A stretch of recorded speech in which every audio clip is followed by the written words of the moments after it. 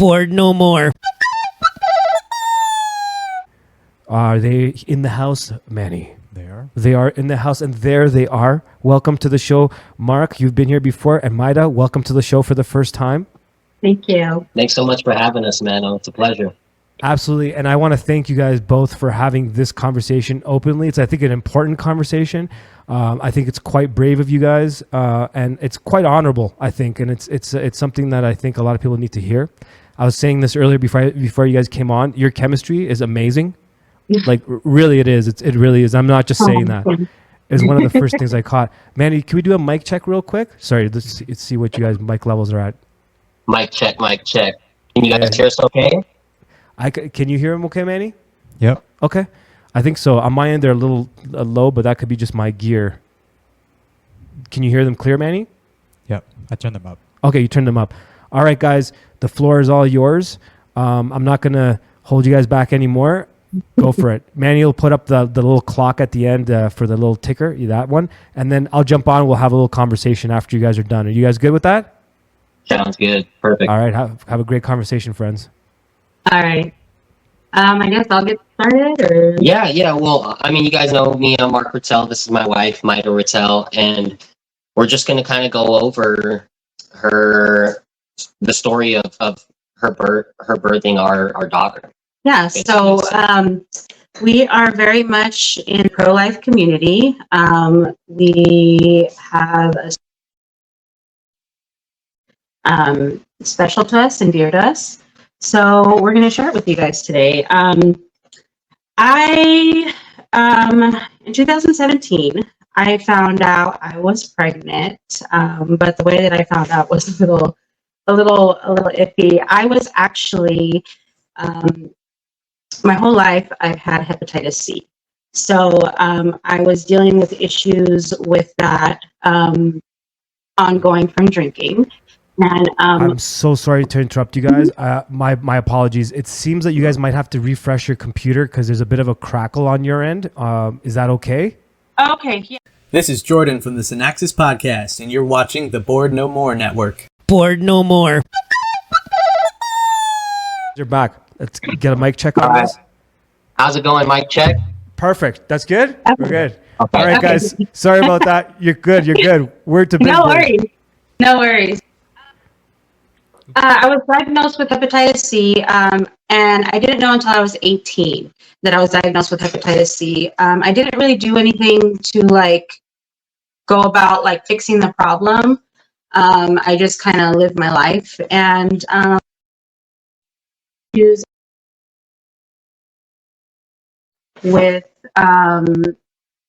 started having issues in 2017 with liver problems, and I thought I started throwing up blood. I started losing a lot of weight, and I knew something was going wrong. So when that happened, I went to the doctor. Some of the symptoms that I had were pregnancy symptoms. So she did mention that. She mentioned going, and she asked me if I got a pregnancy test. I said no. After that, we did a pregnancy test. That came out negative. But since I was throwing up blood, they wanted to see why I was throwing up blood. Did that, went through the endoscopy procedure, but before that procedure, they had to do a blood pregnancy test. When that blood pregnancy test came back, it came back positive.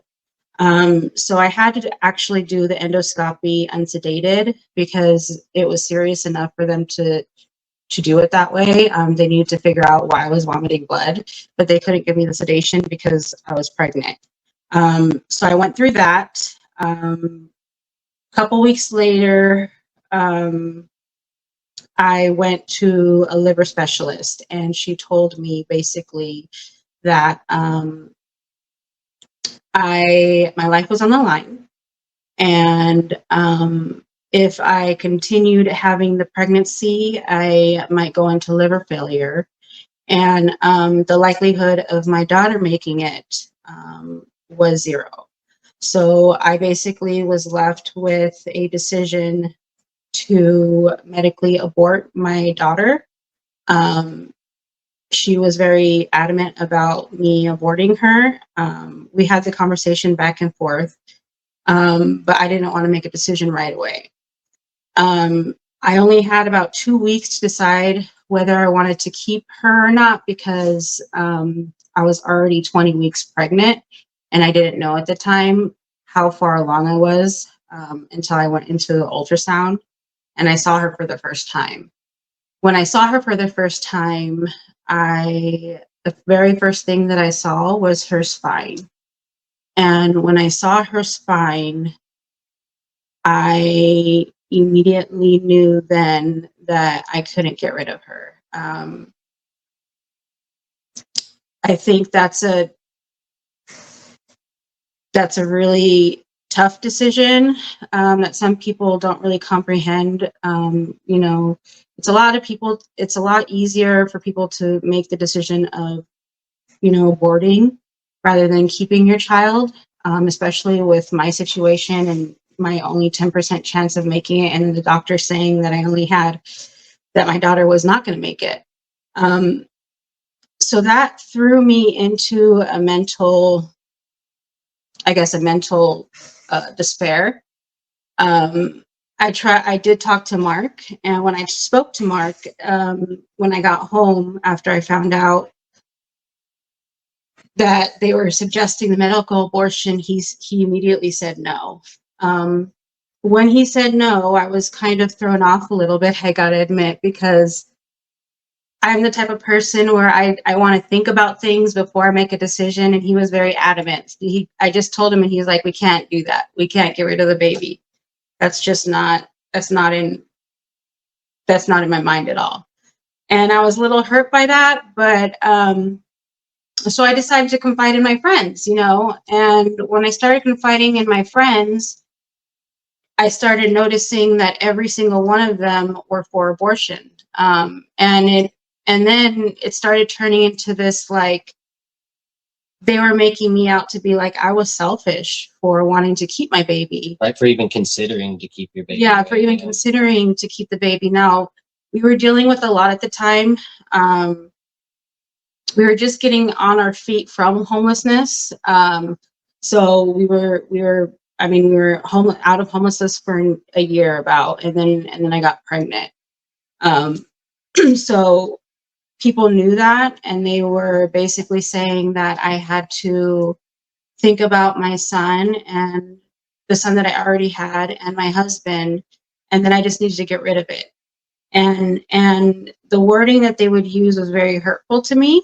Well, they would dehumanize the baby. They right? dehumanize the baby. Just, you know, it's so that they can detach themselves to be able to make that kind of decision to abort. Yeah. You have to dehumanize. Yeah. And I think if you're not going through it either, they don't know what's going on in your head. I wasn't really looking for answers. I think I was looking more for people to console me, and just tell me that everything was going to be okay no matter what happens. I didn't really want people to tell me to abort it and to not abort it. I just needed somebody to console me.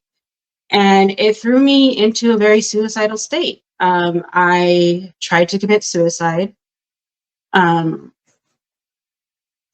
I did that, and when I did that, it got to the point where Mark was over me to stop me from doing it, and he started praying.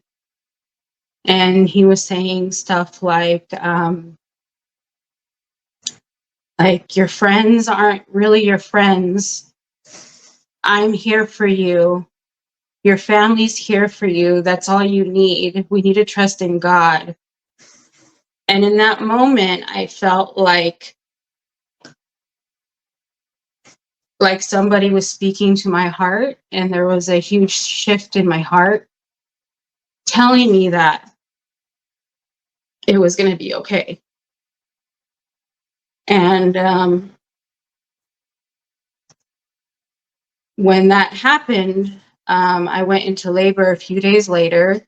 And I went into preterm labor. I had 25 pounds of ascites fluid. which is buildup from liver failure on top of the pregnancy fluid. And it was putting me into preterm labor. So I went into preterm labor. And I, at the hospital, he met me there, and we're in there, we're asleep, and the lady comes running in, and she's like, we need to get the baby out now. Your heart rate is going and you're dying. So we're going to get the baby out in about an hour. So they leave.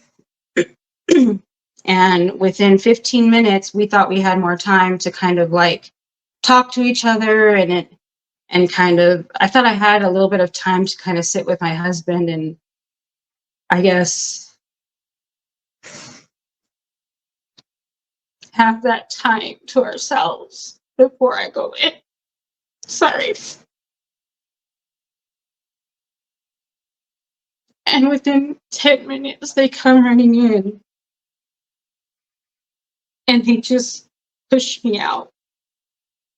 And Mark's not allowed in the room. And they've moved me to the operating table. And everything's happening so fast. There's like 30 people in the operating table. I hear clanging of metals. And it happens so quickly. It didn't really soak in. And they brought somebody in to kind of talk with me, to kind of like calm me down and kind of walk me through the process as they were like getting ready for me. And they had the obstetrician team, they had the NICU team, and then they had the liver team there because my liver was failing. So they put me under, and I go under, and she gets delivered. Do you want me to tell what was going on with me? Yes, and then while that's happening, So- he has an experience. So Yeah, so the whole time she's in there, I go to the waiting room, and there's a waiting room, and there's all kinds of people in the waiting room. You know, there's a lot going on. It's just busy, all kinds of energy, and I'm just like, I just don't know if I should even be here right now. I couldn't really be there right now. I just didn't know if I was ever going to see my wife again. Everything happened so abruptly from the point that I got there, and from the way we thought things were going to be carried out. Everything just kind of happened super quick out of nowhere. And we didn't really have enough time to even process everything. So I'm in the waiting room. I'm like, I gotta get out of here. So I get out of there, and I'm like trying to find my way through the hospital. I feel like everything looks the same. And I finally find my way back to the hospital room we were originally in. And I get back there, and there's nobody there. It's empty. I'm like, okay, at least this is peaceful. I don't know if I'm supposed to be there, but I'm like, whatever, I'm going to be here. And I'm sitting there, and I'm just like, I'm kind of breaking down. I'm like having this moment where I'm just like breaking down, and I'm kind of in this moment of desperation. And during this time, I wasn't really Christian. I was not even into Protestantism. I was full on New Age, doing yoga, Kundalini yoga, 100%. But in this moment, I didn't do yoga. In this moment of desperation, I started crying out to Christ. And I was basically pleading with him to save my wife and child. And I was telling him, basically just crying out to him and saying, if you save my wife and my daughter, if you let them live, I'll dedicate my life to you, basically. And in that moment, I felt the presence of Christ. I didn't see Christ, but I felt the presence of Christ, and I felt this kind of grace kind of wash over me. And I knew everything was going to be okay. Like all my worries, I stopped worrying. I wasn't stressed. I was super anxious. I was breaking down. I knew right then, for some reason, the Holy Spirit spoke to my heart in a way that let me know, like almost telekinetically, just like straight to my heart, that I knew instantly everything was going to be okay. There was like this grace that just kind of came over me. And that was a big part of our conversion and our journey towards moving towards Christianity and Christ. And yeah, that had a huge impact on me. And I told her about it a few months later. It actually took me a while to like open up about that, because I didn't know what to make of it. I felt almost embarrassed. And I was still working it out, like what that meant and what that was. So yeah, I'll pass it back over to her. But that was kind of a little moment that I had during this whole experience. yeah, so she was born 2 pounds 4 ounces. She was born very floppy, not with too much life to her, but she was alive. And she needed a breathing tube and a feeding tube, which is pretty common for NICU babies. So there wasn't really too much that was wrong with her, except for that her lungs were underdeveloped and she needed help in that way. Yeah. When that happened, of course, that 25 pounds of ascites fluid came out of the opening. So I had a bunch of fluid coming out. So they actually had to attach a wound vac to my stomach, and I had that for till the time I was discharged. After that, I immediately went into liver failure. So I was fighting for my life. They approved me for the liver transplant list, so I was on the liver transplant list. And I was just waiting. I was waiting in the hospital. I was visiting my daughter every single day in the NICU when she was born. The one thing that I knew to do was to visit her. I knew that if I didn't go visit her, I would probably die. And I think that's why I'm so pro-life too, is because I know the beauty and the precious gift that God gave me. She helped me survive. She helped me get better. And I miraculously started getting better. Like I can't even explain it. I started getting better. I actually got better pretty quickly.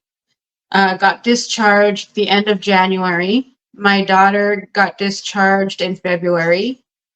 And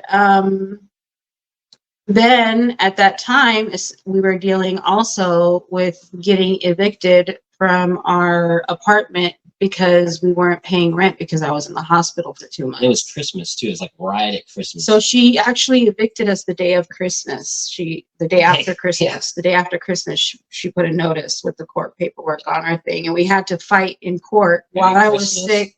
While I was sick, Yeah. I was still dealing with being sick, and I had to go to court to fight to stay there, and we won. And Yeah. so basically, that's our story of our daughter. And we just we think it's a very powerful story for people to hear. And I think that, I think people need to hear more stories about this, because there's miracles that can happen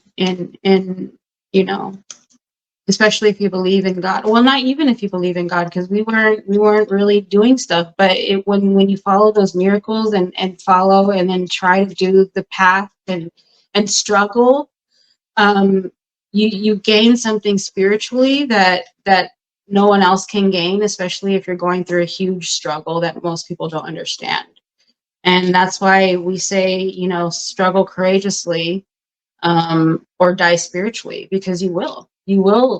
If you don't struggle, you'll die spiritually, and you'll become depressed. You just won't make it in life, Yeah, So, sometimes God works out miracles for people when they're not even totally in alignment with Him, to bring them into alignment with Him, to wake them up and be like, whoa, what was that? Where did that come from? And I think that's kind of part of what was going on with us too, was I think God was trying to call us back into alignment with Him through these miracles, through these miraculous moments. And I got a couple quotes here. You want me to read off some of these? Yeah, I got some quotes from Orthodox Christian saints on basically struggling and suffering, spiritual struggle, things of that nature. So the first one is from Saint Nikon of Optina, and it says, "A life without sorrow is a sign of God's disapproval. We should not envy those who live without sorrows, for the end of their sorrowlessness is grievous." So that's pretty hardcore. I mean, but it's like, it shows you that sorrow is actually a sign of God's approval. Like, these struggles are a sign that, like when you come into the Orthodox Church and people tell you, like, when you get baptized, be prepared for spiritual attacks, because it's going to come. Like, the evil one is not happy with you coming home and finding your way to the Orthodox Church. And there really is spiritual attacks. And we can vouch for that firsthand. It's real, and it can get really hardcore. And but if you come in knowing and expecting that and prepared and developing a prayer rule and speaking to your spiritual father, your priest, and staying in good contact with him and attending liturgy regularly and doing the fast and doing the work, you know, like you're in a good place for that battle. You're exactly where you need to be. You have all the armor and the swords and the spiritual tools necessary to fight that war. So here we go. Next up, we have Father Sarah from Rose, and it says, suffering is an indication of another kingdom which we look to. If being Christian meant being happy in this life, we wouldn't need the kingdom of heaven. I love Father Sarah from Rose. I think he's such a blessing for American converts, especially. He's not a saint yet, but he's I mean, a lot of I think people. he's on his way up there. Yeah, Like, it's just a matter of time before he's canonized. Yeah. And then we have Elder Sophroni, who says, sufferings bear so much fruit that if we were a little wiser, sorry, let me run that one back. Sufferings bear so much fruit that if we were a little wiser, we would not want to come down from the cross. Mm-hmm. And that's 100% true. Yeah. Next up, we have Saint Paisios of Mount Athos, who is my patron saint. And he says, struggle with all your power to gain paradise, and do not listen to those who say that everyone will be saved. This is a trap of Satan so that we won't struggle. And I think that's a message to a lot of some of these Protestant-minded people out here who go around and ask people, are you saved? Are you saved? And if you think you're saved already, you're probably not going to keep struggling because you think you've already got it in the bag. You know, you've already made your proclamation of faith, and there's nothing that can take you out of that in that kind of mind state. So I think it's really important to have the Orthodox phronema and the understanding of faith and works working together synergistically, as explained in the book of James, which is why Martin Luther, the main guy behind the Protestant Reformation, he wanted to remove the book of James for that very reason, because it directly contradicted sola fide, which is faith alone in Latin. So last up, we have Saint Paisios again of Mount Athos, and he says, those who suffer trials unjustly imitate Christ, and those who face hardships due to their sins are blessed, because they are forgiven their sins in this life. Those who do not co-suffer with those in pain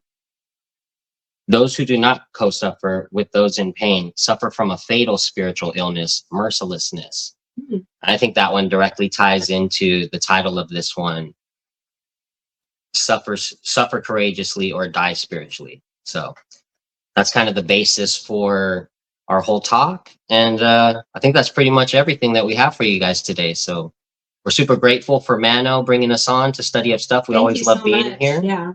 And yeah, it's just a blessing to be here. And yeah, super grateful for this community. No, I think we're all grateful to you guys for sharing this story. I just wanted to start off by saying that's not an easy story to tell. That's not an easy story to hear. Right. Yeah, I know it's like a punch to the gut kind of, you know, but I do. Yeah, I think it's a necessary story, and it's a necessary thing to express. And because God worked through that and brought us, ultimately, that was the beginning of our journey to Orthodoxy. You know, that was a big, we still had to go through New Age. We still had to go through that ceremony. We still had to work our way through Protestantism, but that was God's initial seed planted in us right there. You know, that was a big part of our journey home. And we knew there was things that happened there that we could never deny, and that kept coming back over and over again. He kept reminding us, hey, remember that promise you made, you know? And it was something I couldn't just let go. It was real, because I have my wife and my daughter to show for that. And every time I look at them, I'm reminded of that promise. So yeah, I think there's a lot of things you guys mentioned in there that really shows the struggle, shows the difficult decisions you have to make, how eager people were to dehumanize the experience, the child, like detaching the humanity of it, try to simplify it, almost kind of like, well, it just makes sense. You know what I mean? Like, and that doesn't take into account all of the emotions that are involved, humanity and God. And it's amazing that even through all those struggles, you turned to Christ. Even praying over that moment when you mentioned, you know, you're feeling really low and you were considering doing the thing, and you went straight to prayer, Mark. That's a big thing. And then both of you mentioned prayer. Both of you mentioned that conversation you're trying to have with God. And I think that's like it's important because you hear stories of like atheists when they're at their final moment, the very first thing to do is they pray to God. Yeah. You know what I mean? Yeah. To Jesus. So it's a Yes, tough I mean, story. it's funny when you see people like even outside the faith, when like it's like a car's about to hit them. What's Yes. one of the first things they'll say my is God. Jesus Christ or oh my Yes. God. They Yes. call out to God like just subconsciously, naturally. And some people will say, oh, that's just like a implanted in them from culture. Whatever. I think it goes deeper than that. I think it's something deeper. I think deep down they're calling out to the one that created them. Absolutely. From a place deep down in the pit of their soul that maybe they don't even Absolutely. understand in that moment.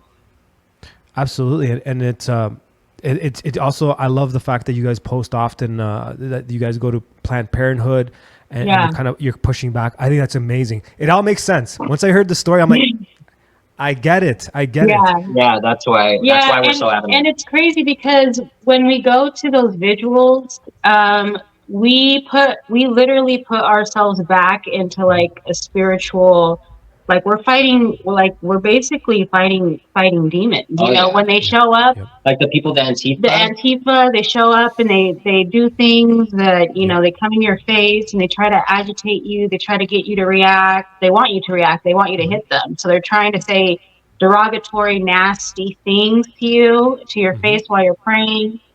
And that has made me that has made me really strong. I encourage men to do more vigils like that because it grows your humility. Yeah.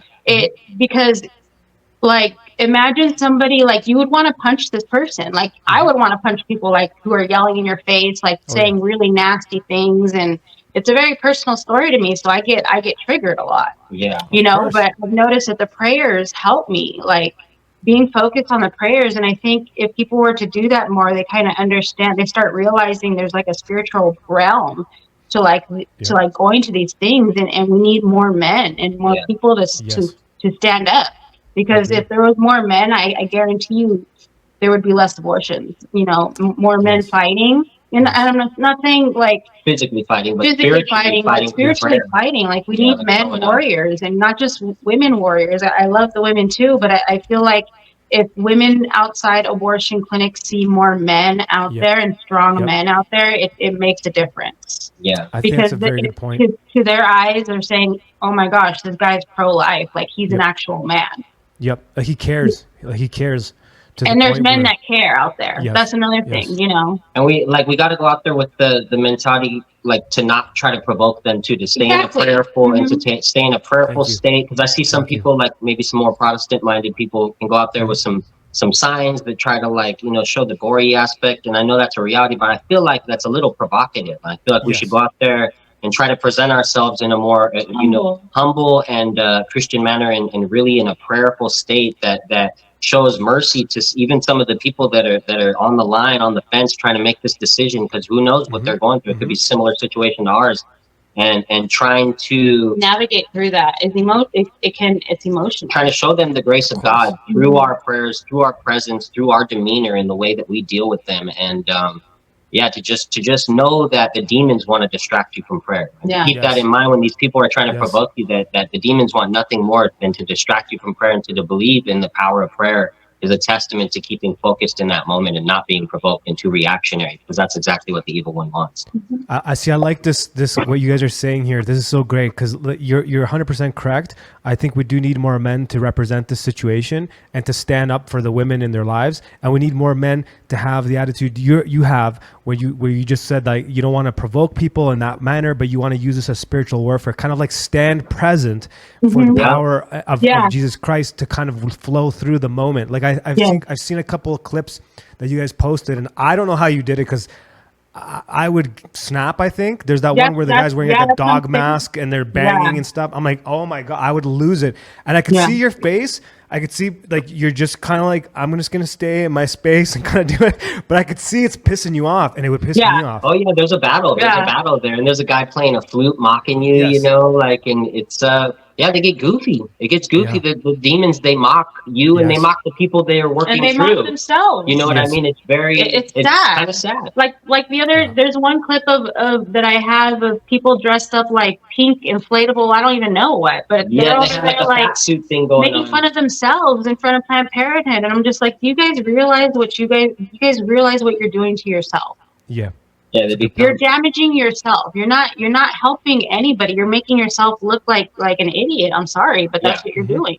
Absolutely. Why do you feel the need to act like such a fool in front? It's just the evil one. You know, these are the evil ones that are Yes. that are It's taking the over fruit of the them. evil one that when it flows through, it's it's silly, Yeah. crazy. Yeah. And it's taken a while. Trust me, when those things happen, like my heart's beating, like I'm pissed. Oh, Like yeah. I course. get it in my head. Like sometimes I want to push these people out of my way. Of course. But it gets to that. But when you leave the vigil without doing anything and focused on prayer, you leave with so much grace. Yeah, you do. Yeah, Yeah. It's Yeah. this like it's similar release. to I don't know. like after a liturgy. It's like a similar feeling. Yeah. Well, So- I just want to thank you guys. Honestly, like I had a hard time listening to that story. Not in a bad way, like in a good way. Yeah. Like I think it's a Yeah. story that a lot of people need to hear. And it really it's not easy. It's not easy for you guys to come out here and openly have this conversation and say the things you did and share so much about your lives. But just know that that's something that we like to do here on the show. As you guys both know from watching the show, is like sharing our stories to other people kind of help a lot of others that are on the fence. They don't know what to do.